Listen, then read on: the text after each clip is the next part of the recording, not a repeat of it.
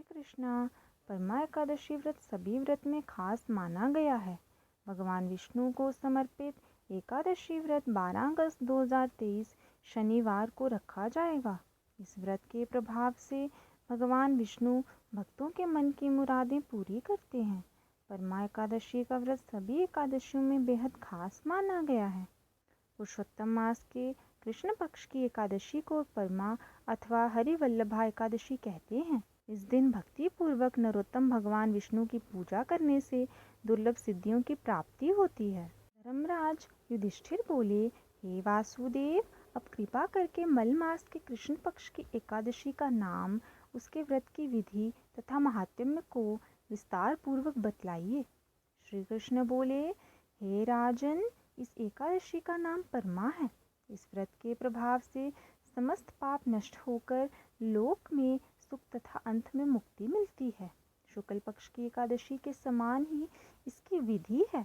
नरोत्तम भगवान का भक्ति पूर्वक पूजन इस एकादशी में करना चाहिए। इस बारे में एक मनोहर कथा जो कांपल्य नगर में हुई, मैं तुमसे कहता हूँ। प्राचीन काल में कांपल्य नामक रमणीक नगर में सुमेधा नाम का एक अत्यंत धर्मात्मा ब्राह्मण रहता था। उसकी स्त्री भी अत्यंत पतिव्रता थी, परंतु दुर्भाग्यवश वे अत्यंत दरिद्र थे। अनेक मनुष्यों से भिक्षा मांगने पर भी उनको भिक्षा नहीं मिलती थी। इस कारण भली प्रकार भोजन, वस्त्र और रहने को स्थान तक नहीं था। रूप व यौवन से संपन्न उसकी स्त्री अपने पति सहित अत्यंत कठिनता से जीवन निर्वाह किया करती थी। कई कई दिनों तक भी उपवास करना पड़ता था, परंतु उसकी पतिव्रता स्त्री स्वयं भूखी रहकर भी अतिथि सत्कार अवश्य करती थी और अपने मुख पर कभी मलिनता तक न आने देती। साथ ही अपने पति से भी कभी किसी वस्तु की याचना तक ना करती। भूख और गरीबी के कारण उसका शरीर दिन प्रतिदिन दुर्बल होता जा रहा था।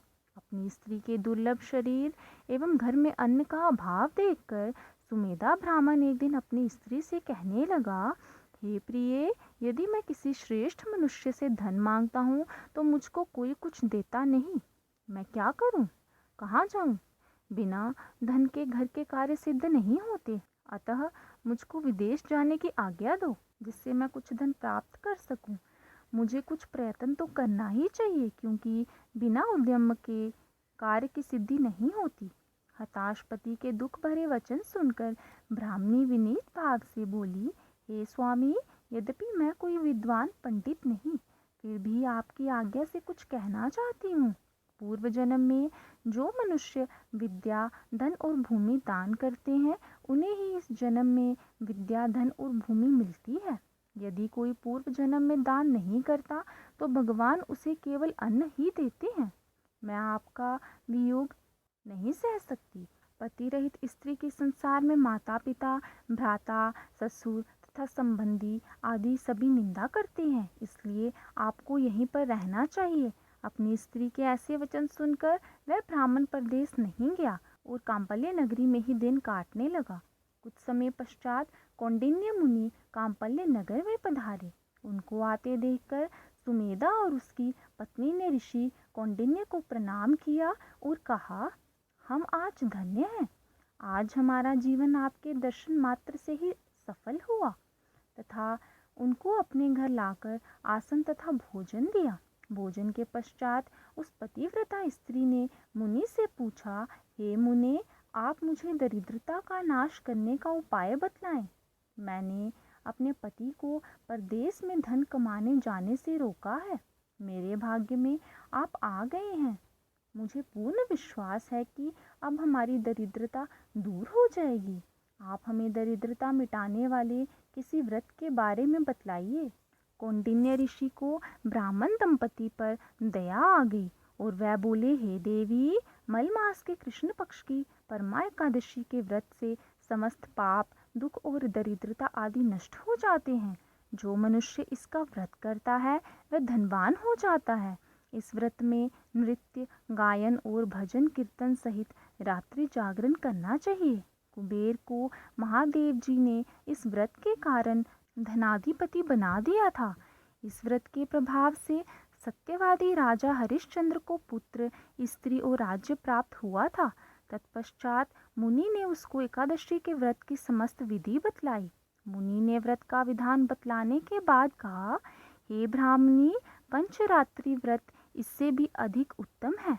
परमा एकादशी के दिन प्रातः काल नित्य कर्म से निवृत्त होकर विधि पूर्वक पंचरात्रि व्रत प्रारंभ किया जाता है। जो मनुष्य 5 दिन तक निर्जल व्रत करते हैं वे अपने माता पिता और स्त्री सहित स्वर्ग लोक को जाते हैं। जो 5 दिन तक संध्या को केवल एक समय भोजन करते हैं वे स्वर्ग को जाते हैं। जो मनुष्य स्नान करके 5 दिन ब्राह्मणों को भोजन कराते हैं उन्हें समस्त संसार को भोजन कराने का फल मिलता है। इस व्रत में जो घोड़े का दान करता है उन्हें तीनों लोक दान करने का फल मिलता है।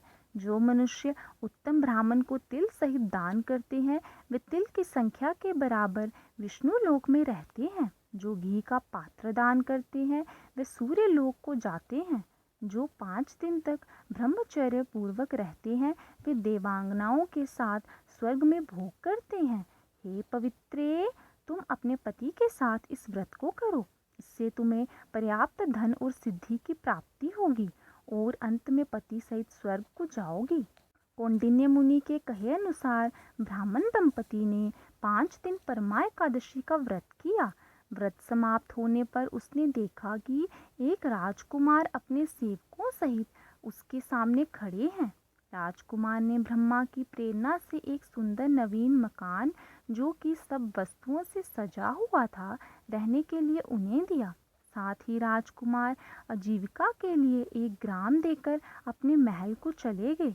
वे दोनों इस व्रत के प्रभाव से अपनी संतानों सहित अनंत सुख भोग कर अंत में स्वर्गलोक को प्राप्त हुए। जो मनुष्य परमा एकादशी का व्रत करता है उसे समस्त तीर्थों में दान आदि का फल मिलता है। जिस प्रकार संसार में 2 पैरों वालों में ब्राह्मण, 4 पैरों वालों में गौ, देवताओं में इंद्रराज श्रेष्ठ हैं, उसी प्रकार महीनों में अधिक मास उत्तम है। इस महीने में पंचरात्रि व्रत अन्य पुण्य देने वाला है। इस महीने में पद्मिनी और परमा दोनों ही एकादशियां श्रेष्ठ हैं। उनके व्रत से समस्त पाप क्षीण हो जाते हैं। दुर्बल मनुष्य को भी कम से कम एक व्रत अवश्य करना चाहिए। जो मनुष्य अधिक मास स्नान तथा एकादशी को व्रत नहीं करते उन्हें आत्मघात का पाप लगता है। ये मनुष्य योनि बड़े पुण्यों से मिलती है, इसलिए मनुष्यों को सभी एकादशियों के व्रत अवश्य करने चाहिए। इस संवाद का उपसंहार करते हुए भगवान श्री कृष्ण ने कहा, हे धर्मराज युधिष्ठिर, जो आपने मुझसे पूछा था सो मैंने आपको बतला दिया।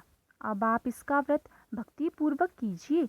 जो मनुष्य अधिक मास की एकादशी तथा शिवरात्रि का व्रत करते हैं वे स्वर्ग में इंद्र के समान भोगों को भोगते हुए तीनों लोकों में वंदित होकर विष्णु लोक को प्राप्त करते हैं।